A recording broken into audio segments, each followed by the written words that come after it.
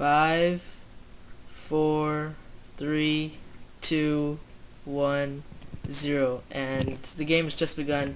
This is Jaedong versus Flash for the Bacchus OSL, and it's going to be a best of three, and this is on the map Troy. So this is going to look like it's going to be a really intense game, seeing what we've seen from the last four matches in the MSL.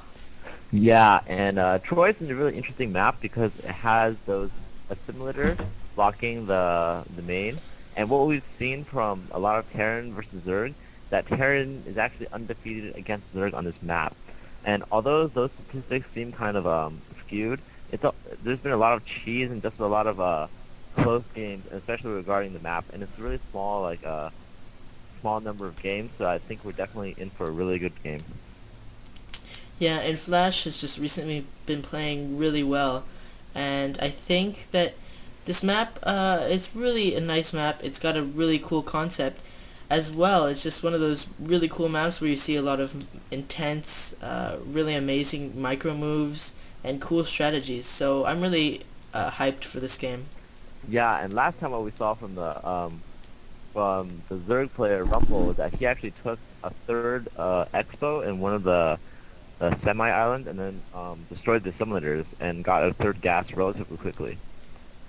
Yeah, that was something I'm really, it's one of the things I think I'm trying to theory craft, is that possibly you could just take many expansions on the map and then just kill off all the simulators, because I've heard that only ghosts can get through the simulators when they're killed. Yeah, and interesting thing is that I think Casey before this game he played a really awesome game with ghosts and nukes against JY. Yeah, so right now we're seeing pretty standard right now. Both players scouting at this point. Actually, I'm not sure if Flash is scouting. But I think that Flash may be trying to do something strange this game. He is blocking that drone. Oh, he did not block that drone out, but it would have been pretty cool if he could have blocked that drone out. Yeah, and I think what it seems like Flash is doing is going to do a standard one barracks expansion build. Yeah, I think, again, this may be another... wow, really good micro there by Jaedong. Almost picking off that SCV, but it's going to get repaired a little bit, and it's going to go back to mine. I think that for the expansion part, it may be a little bit risky on Flash's part. As you can see from the game on Blue Storm in the MSL, he was really, really behind because of that expansion. But it may even be harder on this map, I think, because the assimilators, if they're killed, he's not going to be able to reinforce that base. The only thing I could say that it should be easier is that it's not as much of a Mutalisk map as Blue Storm is.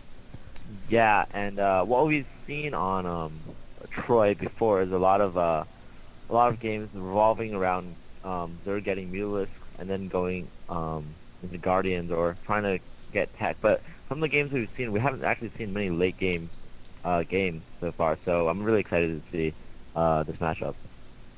Yeah, especially between these two really good players. I think this will be a really good game. And right now, nothing much is happening. Jaedong's made a couple of Zerglings, and really he can't engage this fast expansion that Flash is getting. And Flash is going to be able to do quite a few things, but he will have to get his defense up. And he might be able to pick off this Overlord, which would be really bad for Jaedong. Looks like he may be able to get this Overlord. Hopefully for Jaedong he won't, but actually, oh, it's going to go down. Oh, wow. What looks like one more shot and would have gone down. Yeah, and that Overlord got really lucky. Jaedong was actually moving in there with his Overlord to check that Flash actually did expand instead of playing some sort of fake proxy build. And it almost cost him a really big loss there. But luckily for Jaedong, that Overlord did not go down. Yeah, that was really lucky there for Jaedong. And Jaedong at this point, oh, actually Flash at this point, going 3 barracks with an academy, probably researching Sim most likely, and he will be playing pretty standard right now, and shortly be adding his factory.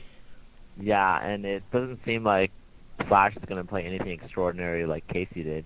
And Jaedong here going for the standard three hatchery Mutalisk build.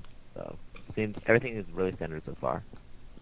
So what do you think about Flash? His TVP He's created a really innovative type of build where he goes for fast, Goliath, and +1. So what do you think about his level of TVP versus his level of TVZ? Well, we see here Flash is actually moving out with this small group. I don't really know if it's actually going to do any damage. There's 2 fire bats there and 1 medic, but against 3 Sunkens, I don't know if he can take it out. But actually, there's only 1 Sunken and 2 are morphing, so if Flash can stim in there and engage those Sunkens before they morph, this could look very bad for Jaedong. Yeah, this is a really good sunken break build, and all of these fire bats coming in, and these sunkens have not yet morphed in. 1 sunken's gone in, and this is looking really bad for Jaedong. He does not have any zerglings, and he's losing a lot of units. He's losing these sunken, and he's losing all of his zerglings. He only has 1 sunken left, and there's still a lot of marines, and they're going to be able to run past if Flash wanted to. Oh, and Flash looks like he's actually reinforcing with fire bats, which is a really good decision because fire bats can take out zerglings like they're nothing. And at this point, Jaedong needs to throw down a lot more Sunkens than just that. He needs to throw down at least 2, 3, or 4 more Sunkens to defend against this rush. Definitely, because of fire bats coming in right here, and these zerglings can't engage those fire bats, and this sunken is going to go down. The other sunkens aren't ready yet, and a lot of zerglings go down to fire bat fire. Oh, this is looking so bad for Jaedong. I don't think he's going to be able to survive this game. Yeah, and it's really a shame because we won't be able to see such a good late game game. But actually, the interesting thing about Flash is that the fire bat reinforcement is a really good idea because fire bats, even though they don't do a lot of damage to Sunkens, they actually do an equal amount of damage to Sunkens as Marines do, on contrary to common belief. Yeah, and they also take 3 hits to be killed by a sunken, even 4 if you count in the medics. So firebats are a really good choice when you're going for a sunken break like this. And right now I think that Jaedong may be waiting for his mutas, but it's not really going to do much because he's losing all of his drones. And no, he's stacking all of his drones, and he's going to lose all of them in one... Oh, no. Oh my god, he just lost all of his mutas. I mean, he just lost all of his drones right there. And so at this point, Jaedong, he's going to try to micro with like 1 or 2 mutas, but it's definitely not going to work again. It's going to be GG. Yeah, you can see that Flash is getting pure firebats off 5 barracks. He knew that once he killed the first couple of Sunkens, all he had to do was add a couple of barracks, continue his unit production, and he'd win. 3 mutas trying to do some harassment, but it's going to fail because turrets are going to be up just as they reach that area. Oh, actually, they're not going to go up, but they're not going to do enough damage to help him win this game, especially when he can't even mine any minerals.